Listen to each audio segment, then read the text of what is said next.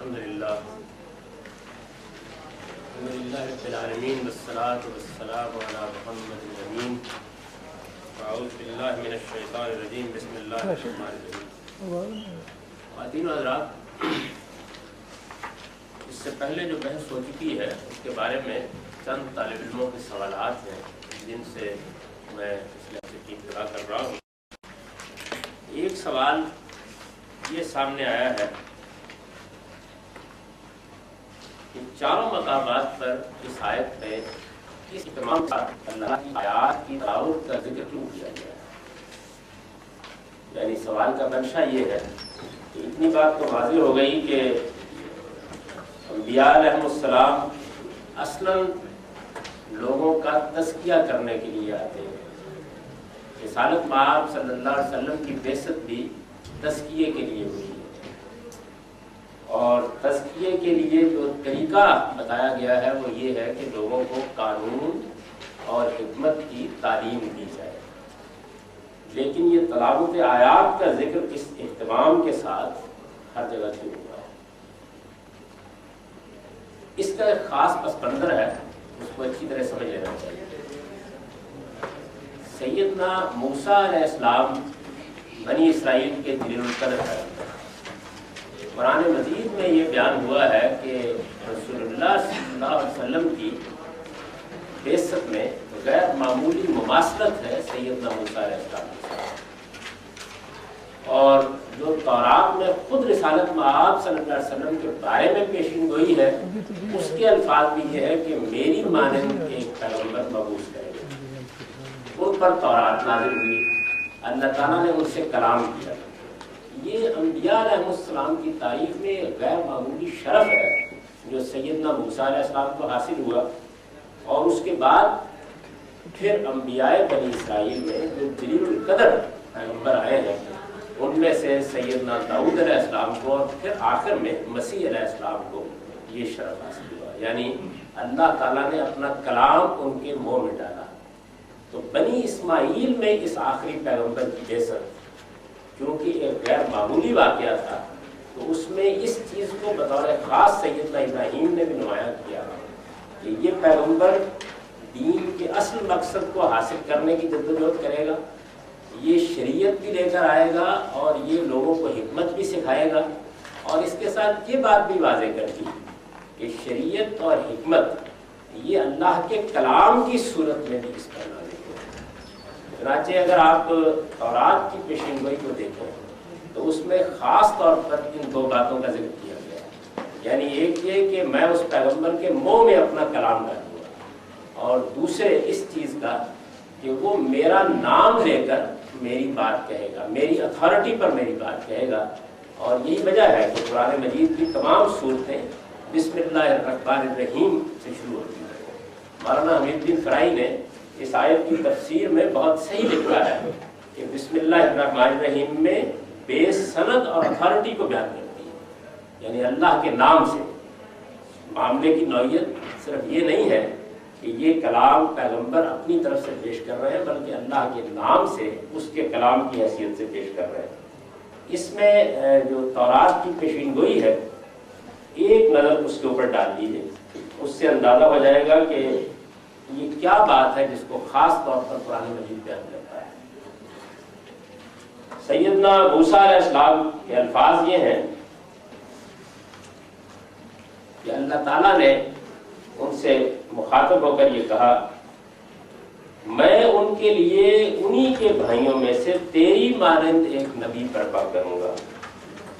اس سے اوپر یہی بات دہرائی ہے، خداوند تیرا خدا تیرے لیے تیرے ہی درمیان سے یعنی تیرے ہی بھائیوں میں سے میری مانند ایک نبی برپا کرے گا۔ بنی اسماعیل میں آنا تھا تو اس لیے تیرے ہی بھائیوں میں سے بنی اسرائیل کو مخاطب کر کے کہا ہے، ایک نبی برپا کروں گا اور اپنا کلام اس میں ڈال، اور میں جو سے ہوں وہی اسے کہے گا، اور جو کوئی میری باتوں کو جن کو میرا نام لے کر کہے گا نہ سنے گا تو میں ان کا حساب اس سے لوں گا۔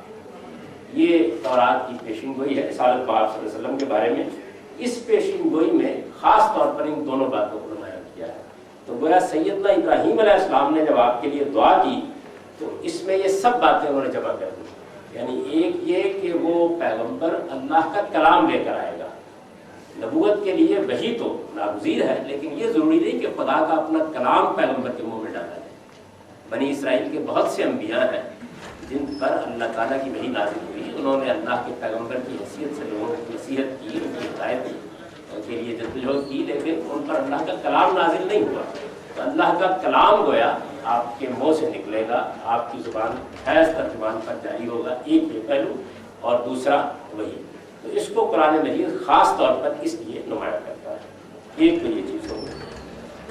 دوسری چیز جو سامنے آئی وہ یہ تھی کہ یہ بات ایک حد تک واضح ہو گئی کہ قرآن مجید نے تورات اور انجیل دونوں کو اس طرح سے بیان کیا ہے کہ گویا ایک نفع و نشر مرتب کسی کیفیت پیدا ہو گئی ہے. یعنی ایک قانون ہے دوسرے حکمت. اور جتنی آیات پچھلے لیکچر میں سامنے آ گئی تھی اس میں بھی یہ چیز بہت اچھی طرح واضح ہو جاتی ہے. لیکن جو سوال سامنے آیا وہ یہ تھا کہ اس کی نوعیت کیا ایسی ہی نمایاں ہے یعنی تورات اور انجیل میں؟ تو میں اس کے دو مقامات آپ کے سامنے رکھتا ہوں. پوری تورات کا یہی معاملہ ہے. تورات کے بارے میں چند باتیں میں پہلے عرض کر دوں.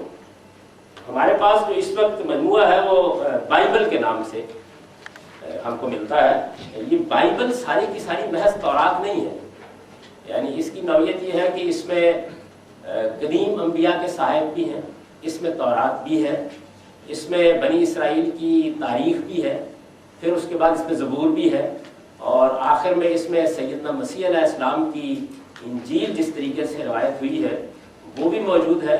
اور پھر وہیں یہ ختم نہیں ہو جاتی بلکہ اس کے بعد سیدنا مسیح علیہ السلام کے حواریوں نے اور پھر سیدنا مسیح علیہ السلام کا پیغام لے کر جو لوگ رومی عیسائیت کی تبلیغ کے لیے نکلے ان کے خطوط بھی ہیں. ایک بڑا لمبا باب ان سے متعلق ہے، رسولوں کے اعمال کے نام سے ایک بڑا لمبا باب ہے. اور اس کا خاتمہ یوحنا عارف کے اس مکاشفے پر ہوتا ہے جو خود مذہبی یا الہامی لٹریچر میں ایک بڑی غیر معمولی چیز ہے. اس کی وجہ یہ ہے کہ جتنی تفصیل کے ساتھ اس میں رسالت پاک صلی اللہ علیہ وسلم کی بعثت اور پھر اس کے بعد 1000 سال بعد اور پھر یاجوج و ماجوج کے خروج کے واقعات بیان ہوئے ہیں وہ کسی دوسری جگہ اس تفصیل سے بیان نہیں ہوئی. تو یہ سب چیزیں بائبل کے اس مجموعے میں ہیں. بائبل کے اس مجموعے میں عام طور پر ہمارے علماء یہ کہتے ہیں کہ پہلی 5 کتابیں تورات ہیں. یعنی جو ہمارے پاس اس وقت مجموعہ ہے اس میں پیدائش، خروج، اخبار، گنتی اور استثناء، ان 5 کتابوں کے بارے میں عام طور پر کہا جاتا ہے کہ یہ تورات ہے. میرے اپنا جو کچھ نقطہ نظر تحقیق کے بعد ہے وہ میں اشارہ عرض کر دیتا ہوں. میرا اپنا خیال یہ ہے اور اس پر کبھی اللہ نے توفیق دی تو میں کام بھی کروں گا کہ جس طریقے سے قرآن نازل ہوا ہے بالکل اسی طرح سے تورات نازل ہوئی. یعنی یہ خیال صحیح نہیں ہے جیسے کہ خود استاد امام نے بھی جگہ جگہ اس کو بیان کیا ہے. یہ خیال صحیح نہیں ہے کہ تورات ایک کتاب کی شکل میں پہلی مرتبہ دے دی گئی.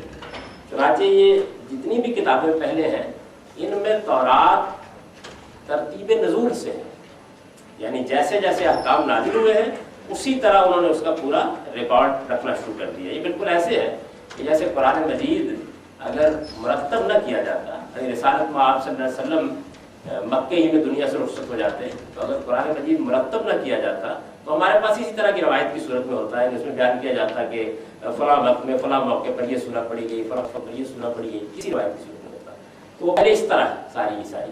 اس کے بعد پھر سیدنا موسیٰ علیہ السلام کو جب اطلاع حاصل ہو گیا، ایک منظم ریاست قائم ہو گئی، ان کی حکومت پوری طرح محکم ہو گئی، تو تب تورات کو اللہ تعالیٰ نے خود اسی طرح مرتب کیا جس طریقے سے قرآن مجید کو مرتب کیا. قرآن مجید کے بارے میں بھی ہمیں یہ معلوم ہے کہ بعد میں اللہ تعالیٰ نے ایک نئی ترتیب سے اس کو مرتب کیا اور اس کی تفصیل آگے آئے گی اسی کتاب میری میں. حضور صلی اللہ علیہ وسلم کو آخری مرتبہ آخری رمضان میں 2 مرتبہ جبریل نے اس نئی ترتیب کے ساتھ پڑھ کر سنایا. اس نئی ترتیب میں کیا چیزیں ملحوظ رکھی گئی اس کو خود قرآن نے بھی بیان کیا ہے. سورہ قیامہ میں بیان کیا ہے اور اسی طرح سورہ اعلیٰ میں بیان کیا ہے. یعنی یہ بتایا ہے کہ اس قرآن کی 2 قراتیں ہوں گی، ایک پہلے جو ہو رہی ہے اور ایک پھر ایک نئی ترتیب کے ساتھ کی جائے گی، اور اس نئی ترتیب میں بالکل اس کو اس طرح جمع کر دیا جائے گا جیسے کہ اب قیامت تک یہ جمع رہے گا.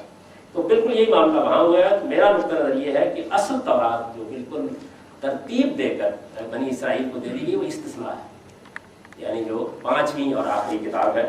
اس کو اگر آپ اس زاویے سے پڑھیں گے تو یہ بالکل واضح ہو جائے گا. یعنی اس کی ابتدا میں سیدنا موسیٰ علیہ السلام بڑی تفصیل سے خود اس کو بیان کر دیتے ہیں کہ یہ اب تمہارے سامنے وہ ساری چیز دوبارہ رکھی جا رہی ہے. چنانچہ یہی وجہ ہے کہ وہی احکام ہے جو پیچھے بیان ہوئے ہیں کچھ حق و اضافے کے ساتھ، یعنی جو چیزیں وقتی نوعیت کی تھی وہ ختم ہو گئی ہیں، جو کچھ درمیان کی تفصیلات تھیں ان کو الگ کر دیا اور مرتب شکل میں اس میں. تو یہ اس کی نوعیت ہے. چنانچہ تورات کو اگر دیکھنا ہو تو استثناء پڑھنی چاہیے.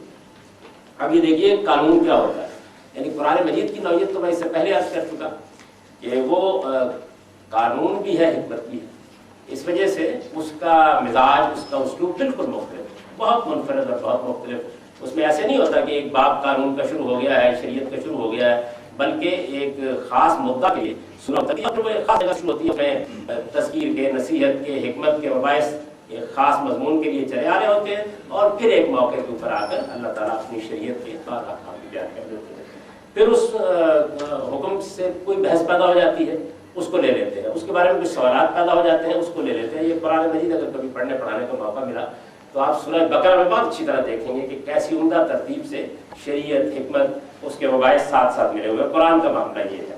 اور اس سے بھی یہ بات واضح ہوتی ہے کہ اس آیت میں رسالت میں آپ صلی اللہ علیہ وسلم کے تقرر کو جس طرح بیان کیا گیا ہے تو اس میں خاص زور دیا گیا ہے. یعنی وہ اللہ کی آیات پڑھ کر سنائیں گے اور لوگوں کا تزکیہ کریں گے. یہ اصل کام ہو گیا. یعنی خدا کے پیغمبر آئے، اللہ نے اپنا کلام ان کے منہ میں ڈالا، انہوں نے اللہ کی آیات پڑھ کر سنائی. مقصد کیا ہے؟ یعنی تزکیہ. اصل دین وہی ہے کہ لوگوں کے نفوس کا تزکیہ کیا جائے. اور یہ تزکیہ کیسے رہے گا؟ بات تو حضور صلی اللہ علیہ وسلم کے بارے میں بیان ہوئی. تورات میں نے عرض کیا تھا کہ وہ سرتاسر قانون ہے، اور یہ جو میں آپ کے سامنے حصہ پڑھ رہا ہوں یعنی پوری کی پوری ایسے ہی، کوئی خاص فرق نہیں ہے. مثال کے طور پر دیکھیے، تم خداوند اپنے خدا کے فرزند ہو، تم مردوں کے سبب سے اپنے آپ کو زخمی نہ کرنا اور نہ اپنے ابرو کے بال مڑوانا، کیونکہ تم خداوند اپنے خدا کی مقدس قوم ہو، اور خداوند نے تم کو روئے زمین کی اور سب قوموں میں سے چن لیا تاکہ تم اس کی خاص قوم ٹھہرو. تم کسی گنونی چیز کو مت کھانا. جن چوپایوں کو تم کھا سکتے ہو وہ یہ ہے، یعنی گائے، بیل اور بھیڑ اور بکری اور ہرن اور چکارا اور چھوٹا ہرن اور بزے کوہی اور سابر اور نیل اور گائے اور جنگلی بھیڑ. اور چوپایوں میں سے جس جس کے پاؤں الگ اور چرے ہوئے ہوں اور وہ جگالی بھی کرتا ہو تم اسے کھا سکتے ہو.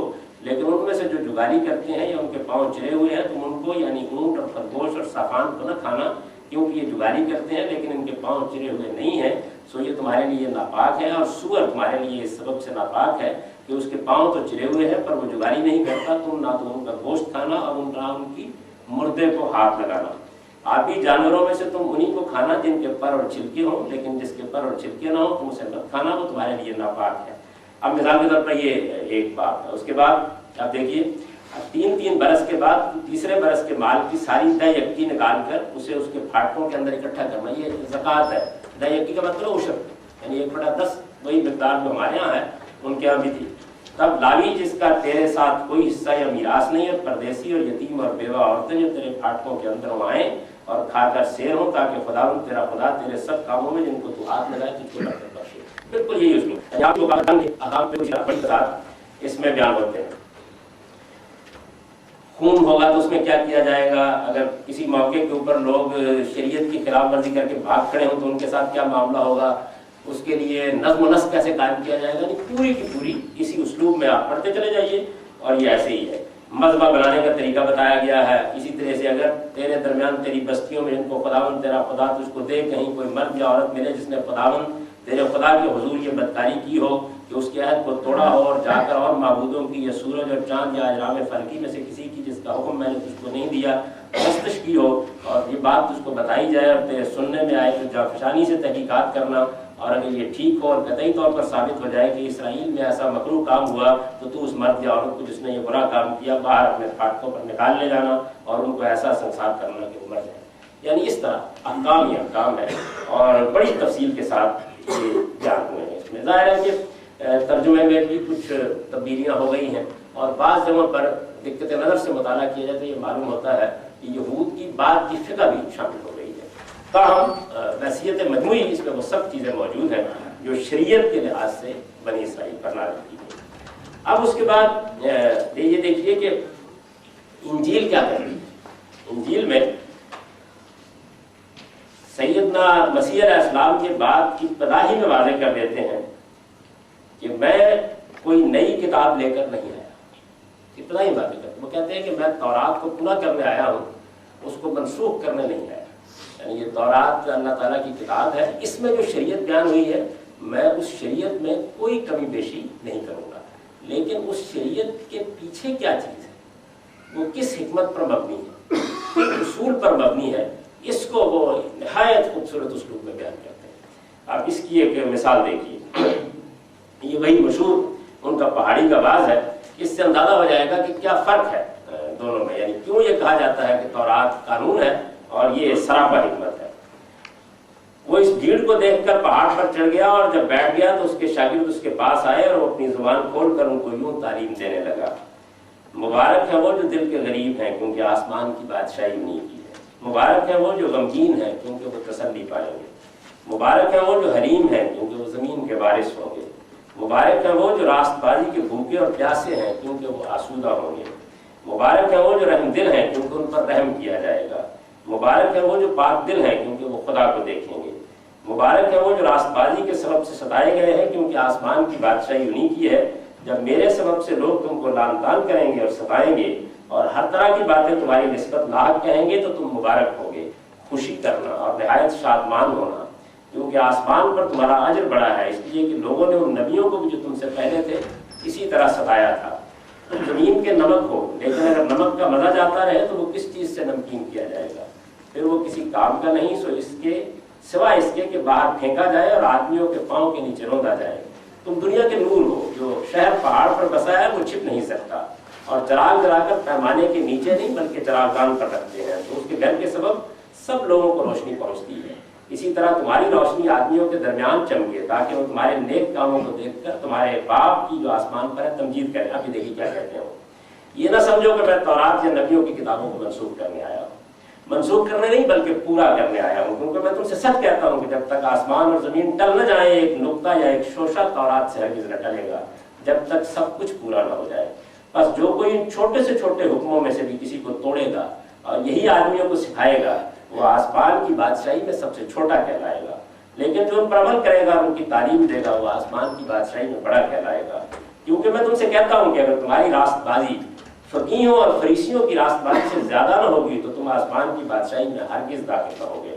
اب کیا کرتے ہو، تم سن چکے ہو کہ اگلوں سے کہا گیا تھا کہ خون نہ کرنا، اور جو کوئی خون کرے گا وہ عدالت کی سزا کے لائق ہوگا، یعنی وہ قانون بیان کرے، پہلے قانون بیان کیا، لیکن میں تم سے یہ کہتا ہوں کہ جو کوئی اپنے بھائی پر غصے ہوگا وہ عدالت کی سزا کے لائق ہوگا، یعنی نیچے لے بات یہاں سے شروع ہونی چاہیے، اور جو کوئی اپنے بھائی کو پاگل کہے گا وہ صدر عدالت کی سزا کے لائق ہوگا۔ یہ آخر میں واضح ہو جائے گا کہ اصل میں وہ قیامت کی عدالت کا ذکر کرتا ہے، اور جو اس کو احمق کہے گا وہ آگ سے جہنم کا سزاوار ہوگا۔ بس اگر تو قربان گاہ پر اپنی نظر گزرانتا ہو اور وہاں تجھے یاد آئے، یعنی ایک ریچول ہے نا کہ قربان گاہ پر جا کر قربانی دینی ہے، تو وہ کہتے ہیں کہ اگر تو قربان گاہ کے آگے اپنی نظر گزار رہا ہو اور تجھے یاد آئے کہ میرے بھائی کو مجھ سے کچھ شکایت ہے تو وہیں قربان گاہ کے آگے اپنی نظر چھوڑ دے اور جا کر پہلے اپنے بھائی سے ملاپ کر تب آ کر اپنی نظر گزار۔ یہ اب دین کی وہ حکمت واضح کر رہے ہیں۔ جب تک تو اپنے مدعی کے ساتھ راہ میں ہے اس سے جلد صلح کر لیں۔ مدعی یعنی جو مقدمہ لے کے آیا ہے، یہودیوں میں چونکہ قانون اور اس کی مشکلاتیں بہت عام ہو گئی تھی، آپ دیکھیں کتنی خوبصورتی سے بیان کرتے ہیں، کہیں ایسا نہ ہو کہ مدعی تجھے منصف کے حوالے کر دے اور منصف تجھے سپاہی کے حوالے کر دے اور تو قید خانے میں ڈالا جائے۔ میں تجھ سے سچ کہتا ہوں کہ جب تک تو کوڑی کوڑی ادا نہ کرے گا اس قید خانے سے ہرگز نہ چھوٹے گا۔ قیامت کی تمثیل انہوں نے بیان کی۔ تم سن چکے ہو کہ کہا گیا تھا کہ زنا نہ کرنا، لیکن میں تم سے یہ کہتا ہوں کہ جس کسی نے بری خواہش سے کسی عورت پر نگاہ کی وہ اپنے دل میں اس کے ساتھ بدکاری کر چکا۔ بس اگر تیری داہنی آنکھ تجھے ٹھوکر کھلائے تو اسے نکال کر اپنے پاس سے پھینک دے، کیونکہ تیرے لیے یہی بہتر ہے کہ تیرے اعضاء میں سے ایک جاتا رہے اور تیرا سارا بدن جہنم میں نہ ڈالا جائے، اور اگر تیرا داہنا ہاتھ تجھے ٹھوکر کھلائے تو اس کو کاٹ کر اپنے پاس سے پھینک دے، کیونکہ تیرے لیے یہی بہتر ہے کہ تیرے اعضاء میں سے ایک جاتا رہے اور تیرا سارا بدن جہنم میں نہ جائے۔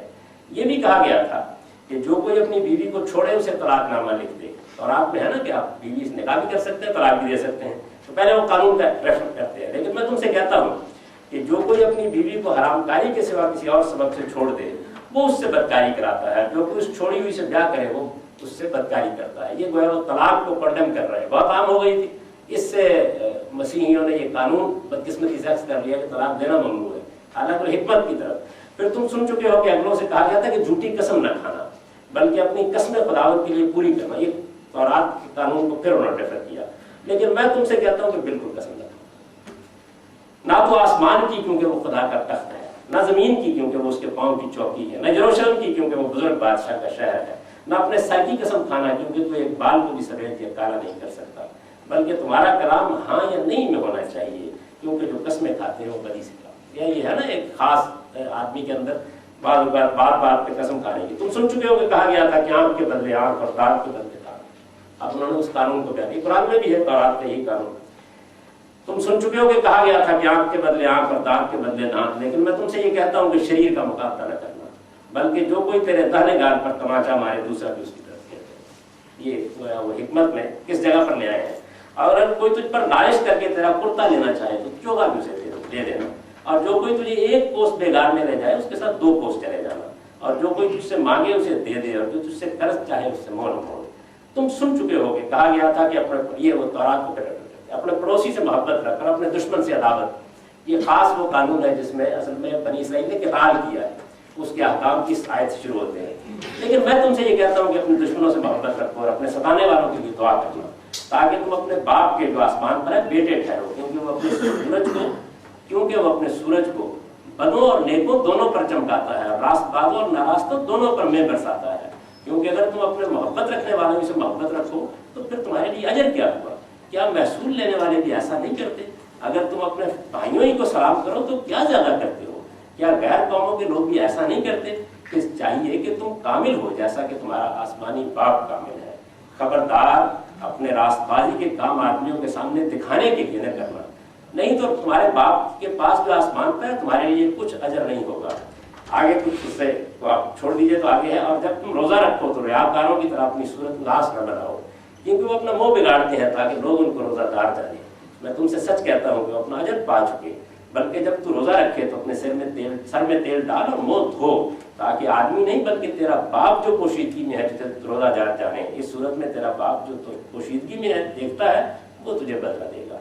अपने वास्ते जमीन पर माल जमा न करो जहाँ कीड़ा और जंग खराब करता है, जहाँ चोर नकब लगाते और चुराते हैं, बल्कि अपने आसमान पर माल जमा करो जहाँ न कीड़ा खराब करता है, न जंग लगता है, न चोर नकब लगाते और चुराते हैं। क्योंकि जहाँ तेरा माल है वहीं तेरा दिल भी रहेगा। बदन का चिराग आँख है, बस अगर तेरी आँख दुरुस्त हो तेरा सारा बदन रोशन होगा, अगर तेरी आँख खराब हो तेरा सारा बदन तारीफ होगा। ये बहुत मुबस्सत, यानी कोई जवाब नहीं है इस कलाम का। आप इसको देखिए, इसको पहाड़ी का आवाज वही है, सरमन ऑफ द माउंट। कोई आदमी 2 मालिकों की खिदमत नहीं कर सकता, क्योंकि या तो एक से अदावत रखेगा और दूसरे से मोहब्बत, एक से मिला रहेगा और दूसरे को नाचीज जाएगा। तुम खुदा और दौलत दोनों की खिदमत नहीं कर सकते। इसलिए मैं तुमसे कहता हूँ कि अपनी जान की फिक्र न करना कि हम क्या खाएंगे और क्या पिएंगे, और न अपने बदन की कि क्या पहनेंगे। क्या जान खुराक से और बदन पोशाक से बढ़कर नहीं? हवा के परिंदों को देखो कि न बोते हैं, न काटते हैं, न कोठरियों में जमा करते हैं, तो भी तुम्हारा आसमानी बाप उनको खिलाता है। क्या तुम उनसे ज्यादा कदर नहीं रखते?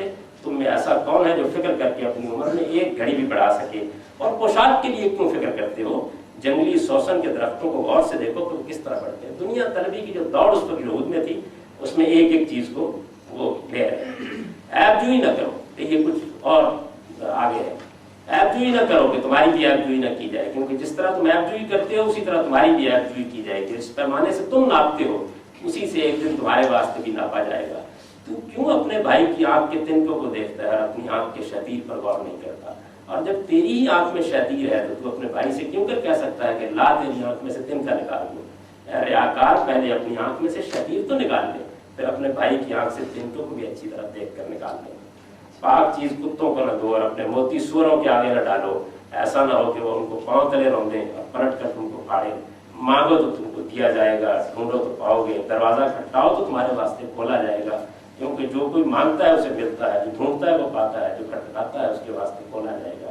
तुम में ऐसा कौन सा आदमी है कि अगर उसका बेटा उससे रोटी मांगे तो उसे पत्थर देगा, या अगर मछली मांगे तो उसे सांप पकड़ाएगा? बस जबकि तुम बुरे होकर अपने बच्चों को अच्छी चीजें देना जानते हो, तो तुम्हारा बाप जो आसमान पर है अपने मांगने वालों को अच्छी चीजें क्यों ना देगा?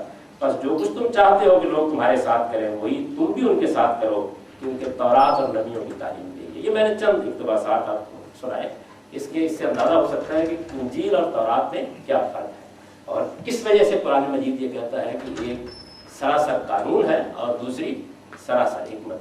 یہ کچھ حصے آپ ساری انجیل پڑھیں تو اس میں جو واقعات ہیں، کیونکہ انجیل ہمارے پاس مرتب صورت میں نہیں ہے، یعنی تورات تو سیدنا موسیٰ علیہ السلام نے مرتب کر دی تھی، انجیل اپنی نزولی ترتیب سے روایت کی شکل میں موجود ہے، تو اس وجہ سے اس میں تاریخ بھی شامل ہو گئی ہے، واقعات بھی شامل ہو گئے ہیں، لیکن جہاں جہاں کلام ہے اس کی شان یہ ہے اور یہ اس کا اسلوب ہے۔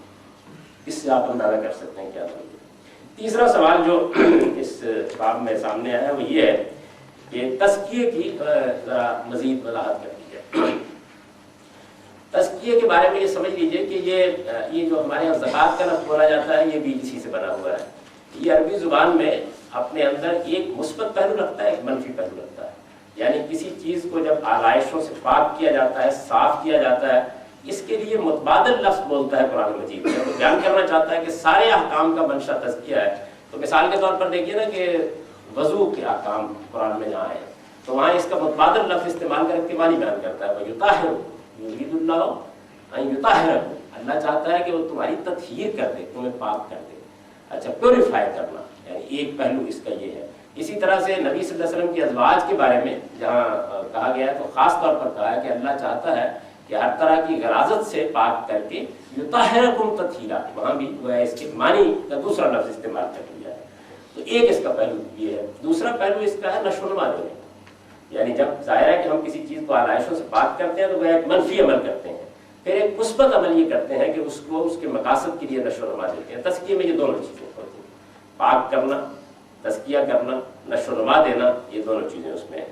تو انبیاء علیہ السلام جس مقصد کے لیے آتے ہیں وہ ہے تزکیہ، انفرادی اور اجتماعی زندگی کو پاک کرنا۔ نہ وہ کوئی نظام دینے کے لیے آتے ہیں، نہ دنیا میں کوئی حکومت قائم کر رہا، ان کا اصل مقصود ہوتا ہے وہ اصل میں انفرادی اور اجتماعی زندگی کو پاک کرنا چاہتے ہیں۔ قرآن مجید یہ بیان کرتا ہے کہ خدا اپنی جنت کے لیے لوگوں کا اس دنیا میں انتخاب کر رہا ہے، اور یہ انتخاب کس اصول پر ہو رہا ہے؟ اس اصول پر ہو رہا ہے کہ کون اپنے آپ کو پاک کر کے زندگی بسر کرتا ہے اور کون ناپاکی میں زندگی بسر کرتا ہے، یعنی اخلاقی پاکیزگی اور ناپاکی، یہ زیر بحث ہے۔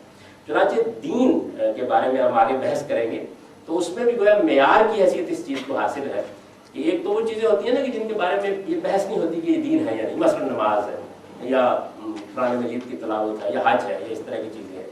اس کے علاوہ کچھ دوسرے احکام ہوتے ہیں، تو ان احکام میں یہ کہ وہ دین ہے، تو جہاں تطہیر ہو رہی ہوگی، صفائی ہو رہی ہوگی، خواہ وہ جسمانی ہو رہی ہو، خواہ اخلاقی ہو رہی ہو، خواہ نفسی ہو رہی ہو، خواہ سماجی ہو رہی ہو، خواہ معیشت میں ہو رہی ہو، تو وہ گویا پاکیزگی پیدا کرنا یہ دین کا مقصد ہے اصلاً۔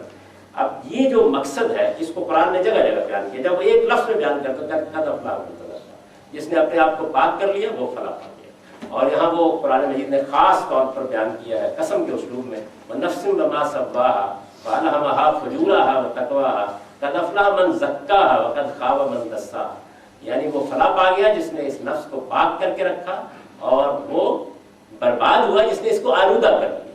تو آلودگی کا مطبع یہ گویا ہے وہ بھی، اور کسی چیز کا اس کی جگہ رک جانا، صحیح سمت میں نشو و نما نہ پانا، اس کو بھی یہ بیان کرتا ہے۔ اس کا مدعا یہ ہے۔ ہم اگر ایک لفظ میں بیان کریں تو ہم کہہ سکتے ہیں کہ دین اصل میں انفرادی اور اجتماعی، انسان کے کیونکہ دونوں پہلو ہیں، ایک اس کی انفرادی زندگی ہے، ایک اس کی اجتماعی زندگی ہے، دونوں کا تزکیہ کرتا ہے، دونوں کو پاک کرتا ہے۔ کیسے پاک کرتا ہے؟ یعنی یعلمہم الکتاب والحکمہ، اس کے لیے ان کو قانون سکھاتا ہے اور اس کے لیے ان کو حکمت کی تعلیم دیتا ہے۔ حکمت ہمارے علم کو پاک کرتی ہے اصلاً، اور کتاب اصل ہمارے عمل کو پاک کرتی ہے۔ علم اور عمل دونوں کا مجموعہ ہے انسان، تو یہ چیز ہے جس کو یہاں بیان کیا گیا، تزکیے سے ہوتا ہے یہ۔ اسی طرح ایک آخری سوال اس باب میں یہ سامنے آیا کہ یہ جو آیت ہے یہ کیا یعنی اس میں محض بیان ہے، یا اس میں جو یہ الفاظ ہے کہ هو الذی بعث فی الامین، تو اس محل میں اس کا کیا مدعا بنتا ہے؟ کیونکہ باقی جگہوں پر بھی یہ اسی طرح کے مضمون کے سیاق پہ آئی ہے۔ تو اس میں ایک چھوٹی سی بات آپ سے عرض کر دوں، اور وہ یہ کہ ہمارے سامنے جب قرآن مجید ہم پڑھتے ہیں تو ظاہر جملہ لکھا ہوا ہوتا ہے، جملہ لکھا ہوا ہوتا ہے تو یہ پھر طے کرنا ہوتا ہے سیاق و سباق کی روشنی میں کہ اس میں اسٹریس کس لفظ پر ہے، یعنی کہاں ہے۔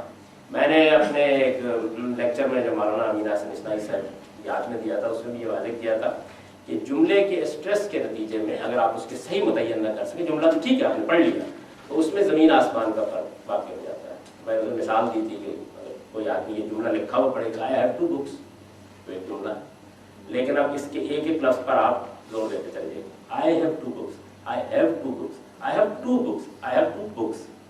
तो आप देखिए कितने मानी बदल गए, यानी इसके नतीजे में मानी में बहुत फर्क वाक़ई हो गया। मेरे पास 2 किताबें हैं, किसी और के पास नहीं है। मेरे पास 2 किताबें हैं, मेरे पास 2 किताबें हैं, मेरे पास 2 किताबें हैं। तो ये देखिए कि जुमले में फर्क वाक़ई होता चला गया। आप नफी किसी और चीज़ की करते हैं, जैसे ही उसमें फर्क कर देते हैं। तो ये मैं इशारा कर रहा हूँ तालिब इल्मों के लिए, यानी मेरे नज़दीक इसमें जो स्ट्रेस है वो मफूल की ज़मीरों पर है। यानी अल्लाह ताला ने उम्मीन में एक रसूल मबूस कराया, वो उन पर, यानी बनी इसराइल पर तो तलावत आयात हुई थी, उन पर अल्लाह की आयत तलावत करेगा। और क्योंकि पेशीनगोई वही है कि तेरे भाइयों में से पैगम्बर मबूस किया जाएगा, वो उनका तज़किया करेगा। देखिए ऊपर भी वही है, फिर उम्मियों में एक रसूल भेजा गया है, वो उन्हें, यानी कि बतौर खास इम्तनान का पहलू है कि बनी इसराइल को तो अल्लाह ताला ने 2000 साल तक नबूवत से, किताब से, हिकमत से, आयात से नवाजा। अब अल्लाह ताला ने गोया उनको माजूल करके इस मनसब से बनी इस्माइल इब्राहिम की दूसरी नस्ल की तरफ रुख दे रहा है, उनमें एक पैगम्बर की जैसे हुई है। तो इसमें हिम पर, मिन हम पर, ये असल स्ट्रेस है इसमें जो प्यार है, इसको अच्छी तरह ज़हन नशीन कर लेना चाहिए। ये तो वो सवालात थे जो बाज़ तालिब इल्मों की तरफ से पिछले लेक्चर के बारे में सामने आए। अब उसके बाद हम आगे बढ़ते हैं। जी जी बिल्कुल, ये तो पहले से वाज़ेह हो चुका है कि आप लोग जब रोक लेंगे तो बस बात खत्म। किताब का मफ़हूम आपने तय्यन किया है कानून, तो क्या इससे ये मतलब समझा जाए कि कुरान में जहाँ भी लफ्ज़ किताब आया है वो वहाँ कानून समझा जाए? नहीं, ऐसा नहीं है। मैंने ये बड़ी तफसील से अर्ज़ किया था कि अरबी ज़ुबान में और उर्दू में भी अल्फाज के 1, 2, 3, 4 मानी होते हैं। किताब का लफ्ज़ अरबी में दीपक के मानी में भी इस्तेमाल होता है, कानून के मानी में भी इस्तेमाल होता है, ख़त के मानी में भी इस्तेमाल होता है। ये अब सियाक सवाक तय करेगा, जैसे कि दूसरी ज़ुबानों में तय करते हैं कि कहाँ किस मानी में इस्तेमाल हो। उसमें फिर मैंने ये जुमला बोला था कि कुरान में जहाँ जहाँ हिकमत पर अतफ़ होकर किताब आया वहाँ कानूनी की मानी, यानी ये नहीं कि हर जगह। अब ज़ालिकल किताब में तो इस मानी में नहीं, दिल का आयातुल किताब में इस मानी में नहीं है। किताब का लफ्ज़ अरबी ज़ुबान में किताब जिस मानी में हम बोलते हैं उसमें भी मारूफ लफ्ज़ है, कानून के मानी में भी बिल्कुल मारूफ लफ्ज़ है। और किताब का लफ्ज़ जिस तरह मैं पहले अर्ज़ कर चुका हूँ कि ये ख़त के मानी में भी, आप देखना हज़रत सुलेमान ने मलका सबा को ख़त लिखा, इन्नी उल्किया इलैया किताबुल करीम, मेरी तरफ एक बहुत ही मुअज़्ज़ज़ ख़त डाला गया है, यानी ये उस मानी में भी आम इस्तेमाल हो जाता है। और कानून में भी सिर्फ शरीयत के कानून के लिए नहीं बल्कि मुजर्रद कानून के लिए इस्तेमाल होता है। तो मुजर्रद कानून के लिए इस्तेमाल होने की वजह से ये खुदा का जो कानून तकवीनी तौर पर चल रहा है, जैसे हम कहते हैं ना ये न्यूटन का दूसरा कानून है, उस मानी में भी कुरान में इस्तेमाल हुआ है। अच्छा, इसी तरीके से नविश्ता खुदाबंदी जो तकदीर है उसके लिए भी इस्तेमाल हुआ है। माल हाज़िर किताब अमाल नामे के लिए भी इस्तेमाल हुआ है, ला युगादिरु सगीरतन व कबीरा रजिस्टर के लिए भी इस्तेमाल हुआ है, जो आप किसी जगह रिकॉर्ड रखने के लिए ले आते हैं। तो कुरान मजीद में सब मानी में इस्तेमाल हुआ है। अब ये सियाक सबाक मुद्दा वो तय करेगा कि यहाँ किस मफ़हूम में इस्तेमाल। और कोई सवाल? इसी में जब किताब के लिए कानून का लफ्ज़ इस्तेमाल करते हैं तो कुछ और मुतरादिफ अल्फाज हैं जो इस्तेमाल होते रहे, उनके बारे में आपकी क्या राय है? मसलन उसूल, निज़ाम। उसूल, निज़ाम ये कुरानी अल्फाज तो है नहीं, यानी ये तो हमारी अपनी ज़ुबान के अल्फाज हैं। कुरान मजीद में लफ्ज़ उसूल अगर आया तो बिल्कुल उस मफ़हूम में जो अरबी में उसका लुग़वी मतलब है, यानी जड़ के मानी। ये जो उसूल प्रिंसिपल के मानी में है, ये असल में हमारी उर्दू ज़ुबान का लफ्ज़ है। अरबी ज़ुबान में अब इस्तेमाल करने लग गए हैं, लेकिन कदीम अरबी में, यानी जो कुरान की अरबी है उसमें उसूल प्रिंसिपल के मानी में इस्तेमाल नहीं होता। अच्छा, इसी तरीके से निज़ाम का लफ्ज़ ये तो हमारे यहाँ मौजूदा ज़माने में इस्तेमाल हुआ है, बल्कि हमारे दीनी लिटरेचर के लिए भी ये इस सदी से पहले एक अजनबी लफ्ज़ था, इसी ज़माने में इस्तेमाल। तो ये कुरान के अल्फाज तो है ही नहीं। हमने तो इस वक्त अपना दायरा ये मुकर्रर किया था कि हम जो बात भी करेंगे उसके लिए कुरान मजीद का माखज़ सामने ले आएंगे। तो मैंने ये कहा था कि मैंने एक पैराग्राफ लिखा है, इसकी बुनियाद मैंने इस आयत पर रखी है। यहाँ तो इस आयत को लाने से मकसूद इसके सिवा कुछ नहीं था कि दीन असल में रसालत आप सल्लल्लाहु अलैहि वसल्लम की ज़ात वाला सिफ़ात से साबित हुआ है, बस ये बयान कर रहा था। लेकिन कि कुरान कैसे बयान करता है, क्योंकि वो इसी आयत में 4 जगह बयान करता है, तो मैंने उसको नकल कर दिया। अब चूँकि आयत का तर्जुमा और मफ़हूम मेरे नज़दीक मुख्तलिफ है उससे जो आमतौर पर राय है, तो मुझे ये लंबी बहस करनी है। वरना असल यहाँ ये आयत इस सारी बहस को करने के लिए नहीं, ये इस बहस को करने के लिए आएगी दीन का सही तस्वुर। اور کوئی جواب؟ سوالات اور بھی ہیں شاید اس وقت موجود ہیں جب آپ جیسے اب غو کا لفظ ہے جی اس سے مفہوم آپ نے اس آیت میں متعین کیا ہے مقصد کا، ٹھیک ہے، لیکن صوفیہ نے اس کو اور کے مفہوم میں لے کے تزکیے کو ایک علیحدہ کیا اور یہ کوئی دور کوئی بہت زیادہ نزول قرآن کے بعد کا نہیں ہے، تو کیا بات ہے کہ اس وقت اس پہ حیرت کا اظہار کیوں نہیں ہوا؟ اگر یہ بات کہ باؤ یعنی کے معنی میں آتی ہے اور اسی طرح سے اس طرح کے مفہوم میں آتی ہے، یعنی تفصیل کرنے کے لیے، جس کی میں نے ایک مثال دی تھی اسی آیت کی، جس میں ایک اور چیز بھی بیان کر دی گئی، وَعَلَّمَكُمْ مَا لَمْ تَكُنْ تَعْلَمُونَ، وَعَلَّمَكُمْ مَا لَمْ تَكُنْ تَعْلَمُونَ، اس میں بیان کر دیا، یعنی یہ تو کوئی نئی بات نہیں ہے جو میں کہہ رہا ہوں ہمیشہ سے۔ اچھا اب اس میں ہوتا کیا؟ ہوتا یہ ہے کہ مثال کے طور پر کسی ایک دور میں کسی آیت کے بارے میں کسی جلیل القدر صاحب علم نے ایک بات کہی، اب وہ بات کہہ دینے کے بعد اگر اس سے مسئلہ ختم ہو گیا ہے یعنی لوگوں کے نزدیک، تو کوئی خاص سوال نہیں پیدا ہوتا ہے۔ چنانچہ میں نے اس کی تاریخ آپ کے سامنے رکھی تھی کہ یہ جب سامنے آیا تو بابل پہلا تو آدمی یہ خیال کرے گا نا کہ حضور پر ایک کتاب اتری ہے، تو یہ اللہ محمد کتاب ہو گئی کہ کتاب کی تعلیم دیتے ہیں۔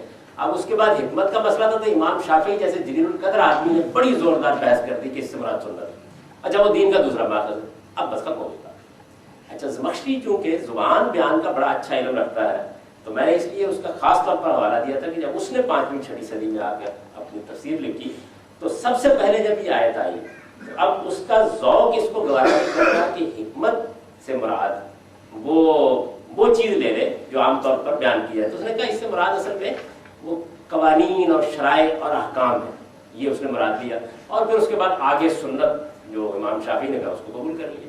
یہ ہو گیا، جب یہ ہو گیا تو اس کے بعد پھر اس پر کوئی خاص غور و خوض کرنے کا عمل ہمارے ہاں سرے سے ہوا ہے۔ یہ مولانا حمید الدین فرائی پہلے آدمی ہیں کہ جنہوں نے مفردات القرآن میں اس لفظ حکمت کے اوپر ایک نوٹ لکھا، کیونکہ ان کی وہ کتاب ہے جس میں انہوں نے قرآن مجید کے ان 70 الفاظ پر بحث کی ہے جس کے بارے میں ان کا خیال یہ ہے کہ ان کا شیڈ یا تو صحیح واضح نہیں ہوا یا ان کے مدعا میں کوئی خرابی پوری امت کے لٹریچر میں پیدا ہوئی، وہی 60-70 الفاظ انہوں نے منتخب کیا، اس میں حکمت کا لفظ انہوں نے منتخب کیا اور پہلی بار یہ اشارہ کیا کہ یہاں سے مراد ان کی جہاں جہاں حکمت کے ساتھ کتاب آیا ہے وہاں یہ شرائع اور اصول شرائع ان کے اپنے الفاظ یہ ہیں کہ شرائع کتاب یعنی شریعت اور اصول شرائع ان کی بنیاد وہ حکمت بیان کیا، تو یہ اس کی تاریخ، تو اس میں تو کوئی شک نہیں ہے کہ ایک لمبے عرصے تک یہ صورتحال رہی۔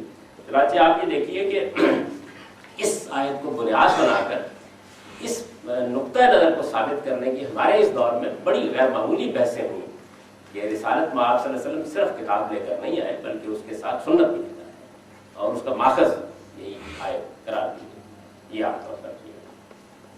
لیکن ایک سوال یہ بھی پیدا ہوتا ہے کہ عربی میں یقیناً مقصد کو یا آبجیکٹو کو بیان کرنے کے لیے اور الفاظ بھی ہوں گے، جیسے فار ایگزامپل لے، اور قرآن عموماً جب مختلف جگہ مختلف آیات لاتا ہے تو مختلف الفاظ لا کے اس کو واضح کرتا ہے، تو اس میں کیا حکمت ہے کہ اس کو اس طریقے سے مزید واضح؟ اس کی وجہ صرف یہ ہے، یعنی اگر آپ اس پہ اصرار کریں، ہمیں کہتے ہیں کہ اسمبلی میں پوائنٹ کو اسٹریس کرتے ہیں، تو پھر میں بے شمار مقامات آپ کو بتاؤں گا کہ جس میں قرآن مجید کا عام یعنی وہ لے والا اسلوب جو ہے وہ تو قرآن کبھی کبھی استعمال کرتا ہے، عام طور پر تو اسی اسلوب میں بات بیان کرتا ہے، یعنی یہ اتنا زیادہ ہے کیونکہ ہمارے ہاں اس کا استقصاء کم ہوا ہے اور کے معنی ہر جگہ کر دیے جاتے ہیں، تو اس لیے یہ خیال ہوتا ہے اتنا زیادہ ہے اور اتنے اس کے نظائر ہیں کہ مختلف پہلوؤں سے آپ بیان کرتے چلے جائیں، یا اور کوئی ترجمہ ممکن نہیں ہوتا اس کا، یا ایک بڑا اچھا سوال پیدا ہو سکتا ہے اور وہ ان کی اس بات سے نکلا ہے یا اصل میں کوئی نہ کوئی نقطہ پیدا کر دیا کرتے ہیں۔ وہ سوال یہ ہے کہ جب ہم کسی لفظ کے معنی طے کرتے ہیں تو ایک مرحلہ تو وہ ہوتا ہے کہ ہمیں اطلاق کرنا ہے، یعنی ہمیں پتہ ہے کہ ایک لفظ کے 10 5 7 معنی ہیں اور کسی ایک آیت یا کسی ایک جملے پہ اطلاق کرنا ہے۔ ایک یہ ہے کہ پہلی مرتبہ جب معنی ثابت کیے جاتے ہیں تو وہ ان مقامات سے ثابت کیے جاتے ہیں جہاں دوسری کوئی تعبیر ممکن نہیں، یعنی یہ زبان کا عام قاعدہ ہے، جب ہم کہتے ہیں نا اس لفظ کے یہ معنی بھی ہے تو وہاں دوسری کوئی تعبیر ممکن نہیں ہوتی، یا یہ ہے کہ جیسے ہی اصل تعبیر سامنے رکھی جاتی ہے تو معلوم ہوتا ہے کہ وہ جو غلط تعبیر کی جا رہی تھی اس کو جملے نے اٹھا کے پھینک دی، یہ صورت ہوتی ہے۔ میں اس کی ایک مثال آپ کو دیتا ہوں۔ اس کی مثال یہ ہے کہ ہمارے ہاں ہماری جو لغت کی کتابیں ہیں ان میں لفظ غصہ قرآن میں 2 مقامات پر آیا ہے اور لفظ غصا کا مطلب یہ لکھا ہوا ہے کہ وہ کوڑا کرکٹ جو بالکل زرد سا ہو جاتا ہے، یعنی کسی چیز کا بوسیدہ ہو جانا، اور بوسیدہ ہو کے جو وہ صورت اختیار کرتے ہیں اس عربی میں غصا کہتے ہیں۔ قرآن مجید میں ایک مقام پر جب اس کا ترجمہ یہ کیا جاتا ہے، دو جگہ ہے کیا جاتا ہے تو بالکل ٹھیک، مطلب وہ کوئی اس میں تردد نہیں پیدا ہوتا، یہ معنی ہے لفظ کی۔ اب یہ ہے کہ ایک دوسرا مقام قرآن مجید کا ایسا ہے کہ جس میں اگر تو آدمی نظر انداز کر دے، اور دیکھیے آپ کے سامنے نظر انداز کر دے، نظر انداز کر دے تو نظر انداز کر دینے پر ہر چیز ٹھیک ہوتی ہے، نہ کرے دیکھیے میں ابھی آپ کو اس مثال دیتا ہوں تو آپ یہ مان جائیں گے کہ نہیں سوال پیدا ہوتا ہے۔ قرآن مجید کی بڑی چھوٹی صورتوں میں ہے، سب اسم ربک الاعلی الذی خلق فسوى والذی قدر فہدی والذی اخرج المرعى فجعلہ غثاء۔ اب یہاں یہ دوسری مرتبہ ہے۔ اب اس میں جو تقابل ہے، یعنی اگر آپ ادبی لحاظ سے اپریشیٹ کریں جملوں کو تو وہ جملے یہ ہے کہ والذی قدر فہدی، یعنی اس نے تقدیر مقرر کی، اندازہ مقرر کیا، پھر اس کو رہنمائی دی۔ یعنی یوں سمجھ لیجیے کہ ایک بات جو ہے وہ پہلے ابتدائی بیان ہوئی اور پھر اس کو آگے بڑھا دیا۔ سب اسم ربک الاعلی الذی خلق، اس نے بنایا، فسوى پھر تسویہ کیا، تو ظاہر ہے کہ خلق اور اس کے بعد اگلا مرحلہ ہے نا، بات آگے بڑھ گئی، یعنی اس کا تسویہ کیا، اس کو سوار کے نک سک سے درست کر دیا۔ الذی خلق فسوى والذی قدر فہدی، اس نے اندازہ ٹھہرایا پھر اس کو آگے بڑھا دیا۔ اب اس کی مثال دی ہے قرآن میں، والذی اخرج المرعى، اس نے ایک کونپل نکالی، فجعلہ غثاء نحوا، اب میں اسے ترجمہ کرتا ہوں، اس کو کوڑا کر کے بنا دیا۔ ذوق قبول کرتا ہے اس کو، نہیں قبول کرتا۔ اب وہی ترجمہ اٹھا کے دیکھ لیجیے، ترجمہ ہے خود امام فرائی یہ کہتے ہیں کہ 40-45 سال تک میں، یعنی میرا ذوق اس کو ماننے کے لیے تیار نہیں ہوا، یہاں تک کہ پھر مجھے یہ معلوم ہو گیا، اس کے دلائل انہوں نے دے دیے مفردات القرآن۔ لفظ زبان میں ازداد میں سے، عربی زبان میں یہ چیز بھی ہے کہ ایک ہی لفظ بالکل الٹ معنوں میں استعمال ہے۔ تو غصہ جس طرح کوڑا کرکٹ کے لیے استعمال ہوتا ہے، اسی طرح کسی چیز کے گدرا کر بہت گرم شاداب رنگ آتا ہے، اس کے لیے بھی استعمال ہوتا ہے۔ اب اس کے بعد کیا چیز یہاں اس کو واضح کر دے گی، یعنی جس طرح میں نے عرض کر دیا کہ پچھلا جملہ اس کو قبول نہیں کرتا۔ پچھلے جملے کو اگر آپ اس کو الگ الگ کرتے ہیں، مثلا ایک قرآن مجید کو پڑھنے سمجھنے کا طریقہ یہ ہے کہ آپ یہ کہتے ہیں کہ پہلے اللہ صاحب نے یہ بیان کیا کہ اس نے لوگوں کو بنایا، پھر ان کا تسویہ کیا، پھر ان کا اندازہ ٹھہرایا، پھر ان کی رہنمائی کی، پھر اللہ صاحب نے یہ بیان کیا کہ اس نے کچھ کمپلینٹ پیدا کی اور ان کو وہ کوڑا کرکٹ بنا دیتے، کوئی سوال نہیں پیدا ہوتا۔ تو یہ قرآن مجید میں ایک میں نے مسئلے کی مثال دی۔ اسی طرح اور مثال دیکھی، اس سے بھی آپ یہ سمجھیں گے کہ لفظ کا شیڈ جو ہے وہ کیا مسائل پیدا کرتا ہے۔ میں نے مولانا اصلاحی میموریز لیکچر میں بھی یہ مثال دی تھی کہ سورہ والضحیٰ ہے، اب اس میں اللہ تعالیٰ یہ بیان کرتے ہیں کہ نبی صلی اللہ علیہ وسلم علم یجدک یتیما فآویٰ ووجدک ضالا فہدیٰ ووجدک عائلا فأغنیٰ فأما الیتیم فلا تقہر واما السائل فلا تنہر واما بنعمت ربک۔ عام سورہ ہے، یاد ہے سب کو، آپ اس کو الگ الگ لے لیجیے کوئی فرق نہیں پڑتا۔ لیکن اگر ایک باذوق آدمی اعلیٰ کلام کو اپریشیٹ کر رہا تو وہ پڑھے گا تو یہ صاف نظر آ رہا ہے کہ پہلے 3 چیزیں بیان کی ہیں جو دی گئی، پھر اس کا کوئی حق بیان کیا گیا۔ اب کیسے؟ علم یجدک یتیما فآویٰ فاما الیتیم فلا تقہر، دیکھیے مقابلے میں ہے، یعنی اگر آپ اس کو رکھیں علم یجدک یتیما فآویٰ، یعنی کیا ہم نے تجھے یتیم نہیں پایا اور ٹھکانہ دیا، ووجدک عائلا فأغنیٰ ووجدک ضالا فہدیٰ، جوائے راہ پایا، راستہ تلاش کرتے پایا تو راستہ نہیں دکھایا، ووجدک عائلا فأغنیٰ، اور تجھے محتاج پایا تو غنی نہیں کیا، یعنی یہ 3 ہو گئے نا۔ اب دیکھیے اما الیتیم فلا تقہر، یہ بالکل ٹھیک ہو گیا، بھائی یتیم پایا تو ٹھکانہ دیا۔ اب یتیم اگر تمہیں نظر آئے، یعنی رسول اللہ کو مخاطب کر کے کہا ہے تو اس کے ساتھ برے طریقے سے پیش نہ ہو، یعنی اسے ڈانٹو نہیں، اما الیتیم فلا تقہر۔ اب ادھر کیا کہا تھا، ووجدک ضالا فہدیٰ، ہم نے تجھے راستہ تلاش کرتے پایا تو راستہ دکھا دیا، اس کے مقابل میں آ گیا نا ادھر واما السائل فلا تنہر۔ سائل وہ مانگنے والا بھی ہوتا ہے جو آپ کے پاس آ کے پیسے مانگتا ہے، اور وہ بھی ہوتا ہے جو پیغمبر کے پاس سوال کرنے کے لیے آتا ہے کہ مجھے دین بتائیے۔ تو 2 پہلو پیدا ہو گئے۔ تو اگر آپ اس کو مقابل میں رکھ کے دیکھیں گے تو پھر آپ کا ذوق شہادت دے گا کہ یہاں اصل میں گلی والا سائل مراد نہیں ہے. یعنی گویا جملوں کی تعریف یہ ہے کہ ہم نے تجھے جویائے راہ پایا تو راستہ دکھایا تھا نا, یعنی تیرے اوپر خدا اب کوئی پوچھنے آ جاتی تو اما سائل فلاتا تھا, تو یہ دوسرا سائل مراد ہو گیا. اچھا آپ تیسرے کو دیکھیے, وہ ہے نا کہ وجدہ کا آئلن فاغنا, محتاج پایا تو غنی کر دیا. اس کے جواب میں کیا کہ اما کی نعمت ربے کا فانکس, یعنی ہدایت کی نعمت ہم نے اس کا محتاج پایا تو غنی کر دیا, یعنی کتاب, حکمت, قانون, شریعت سب دے دیا. اب اس کا چرچا کرو نا دنیا میں,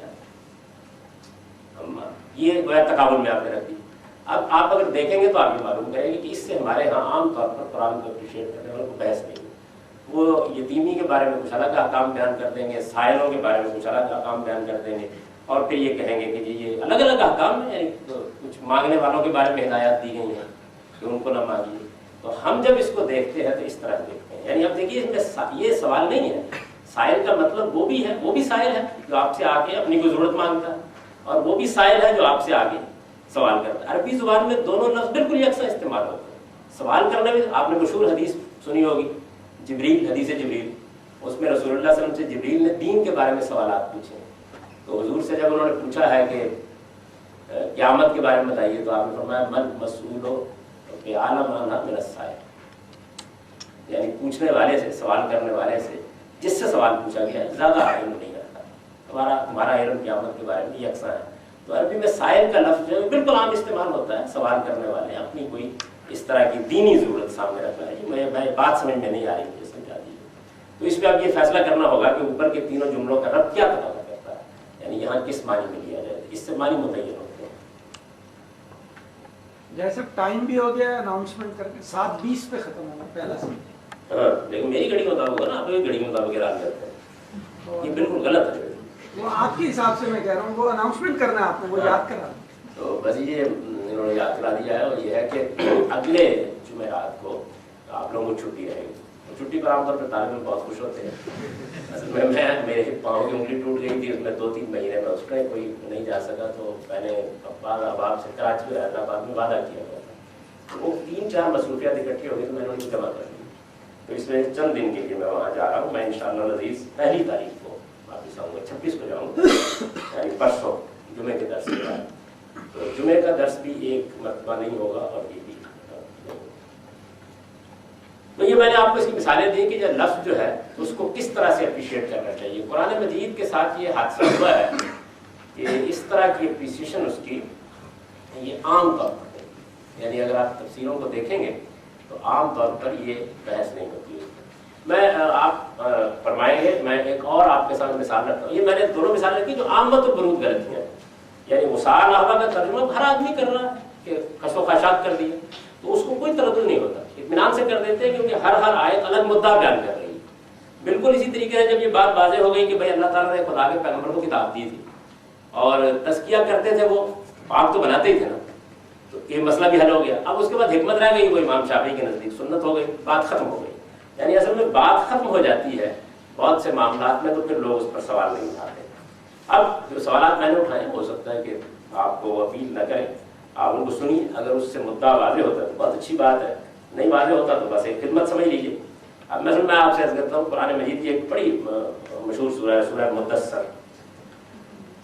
سورہ مدثر میں اس کا آپ کوئی ترجمہ, کوئی قرآن مجید کا ترجمہ نکال کے پڑھ لیں. میں عام ترجمے کے لحاظ سے اس کا ترجمہ کر دیتا ہوں. یا ایھا المدثر قم فانذر وربک فکبر وثیابک فطہر والرجز فاہجر ولا تمنن تستکثر ولربک فاصبر. یہ سورہ کا پہلا پیراگراف ہے. اب عام طریقے پہ اس کا ترجمہ کیا جاتا ہے, وہ پڑھ دیتا ہوں. اوڑھ لپیٹ کر بیٹھنے والے, اٹھو اور اٹھ کر خبردار کرو, اور اپنے رب کی بڑائی بیان کرو, اور اپنے لباس کو پاک صاف رکھا کرو, اور جو گندگی بھی لگ جائے اس سے فوراً اس کو دھو لیا کرو, اور دوسروں پر زیادہ سمجھ کر احسان نہ کیا کرو, اور اپنے پروردگار کے لیے صبر کیا کرو. اب یہ مطلب اس میں اللہ تعالیٰ نے اپنے پیغمبر کو بہت سے احکام دیے ہیں. ان میں یہ ہے کہ کپڑوں کی صفائی رکھنی چاہیے آدمی کو, اسی طرح گندگی غلاظت لگ جائے تو اس سے پاک کر لینا چاہیے, لوگوں پر زیادہ احسان نہیں جتانے چاہیے. ساری اچھی نیک باتیں यानी अच्छी बात है। अब ये देखिए कि मैं आपसे अर्ज करता हूँ कि हम इसको कैसे देखते हैं सूरा, ये 5-6 आयतें कुरान मजीद, यानी वह स्याबा का फतह है।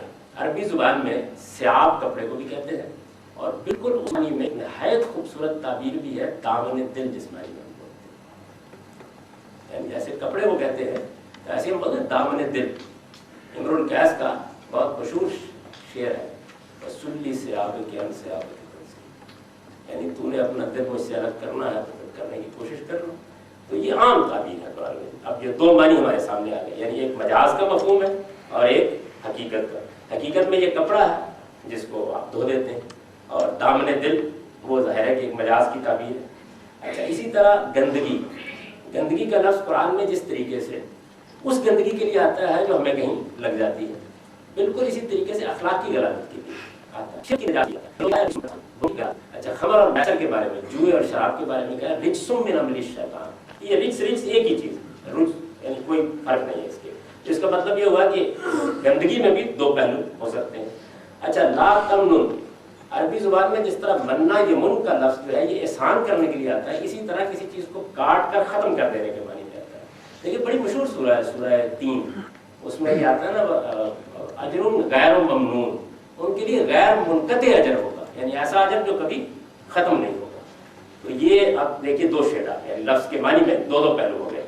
अब चूँकि मैं दूसरे मुद्दा को तरजीह देता हूँ तो मैं तर्जुमा करता हूँ। आप देखिए, यानी रिसालत में आप सल्लल्लाहु अलैहि वसल्लम को इस सूरह में इंज़ार आम का हुक्म दिया गया है। ओढ़ लपेट कर बैठने वाले, उठो और इंज़ार आम के लिए खड़े हो जाओ और अपने रबी की बड़ाई बयान करो, और अपने दामन दिल को पाक रखो, और शिर्क की गंदगी से अपने आप को अलग कर लो, और अपनी सही को ज़्यादा समझ कर मुनक़ते न करो, और अपने परवरदिगार के फैसले का इंतज़ार करो। कि ये कैसे खुली, यानी 5-6 आयतों में ऐसे मालूम होता है कि जैसे एक रवां दरिया है।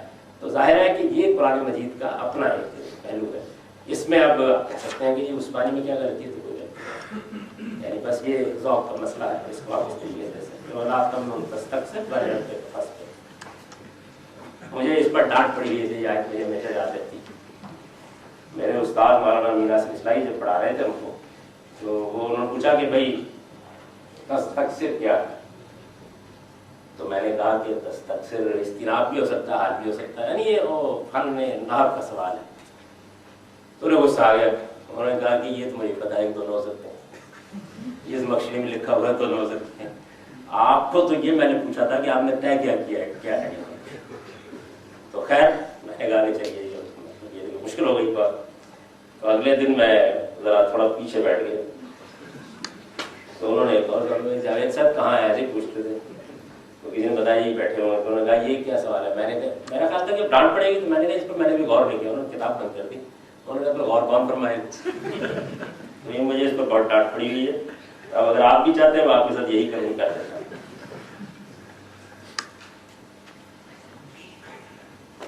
तो इसका ताल्लुक इससे है, यानी आपके सामने एक लफ्ज़ के 10-5 मानी होते हैं, आपके सामने 10 ताबीरें होती हैं। अब आपने देखना है कि जुमला किसको पूरा करता है, कलाम का हुस्न किससे नुमाया होता है।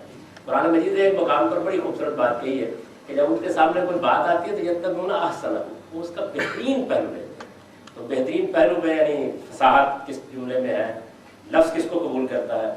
हमारा कहना यह है कि कुरान मजीद किसी दूसरे मुद्दा को कबूल ही नहीं करता, यानी अगर सिर्फ यह है कि उसको देख लिया जाए कि वो क्या चीज़ है, ये बात बहुत दूर निकल जाएगी। वरना मैं आपको बहुत सी मिसालें देता। ये मैंने 3 मिसालें उन जगहों की दी हैं जिन पर बिल्कुल इजमा है उन तर्जुमों के ऊपर जो मैंने उसके मुकाबले में, यानी मुसार नहवा का भी यही हाल है। और सूरह बद्दुआ तो कहीं भी आप पढ़ लीजिए, उसमें अम्मत साइला फला तनहर जो है वो तो इतना आम हो गया कि हमको ये हुक्म दिया गया है कि जो साइल मांगने के लिए आ जाए उसको मत कर दो, यानी ये हुक्म का माखज़ बन गई। और नेमत रब्बे का फहदिस, उसका हाल तो यह है कि जो आदमी अपनी तारीफ करना चाहता है वो कहता है मैं तहदीस नेमत के तौर पर कर रहा हूँ, उसके मानी ये बन गया। जरा मुझे डॉक्टर साहब रहे या फिर क्या चाहेंगे। 55 मिनट हो गए, पर सब शिकायत करें चाय ठंडी हो गई। गरम गरम चाय पिए आप लोग, और उसके बाद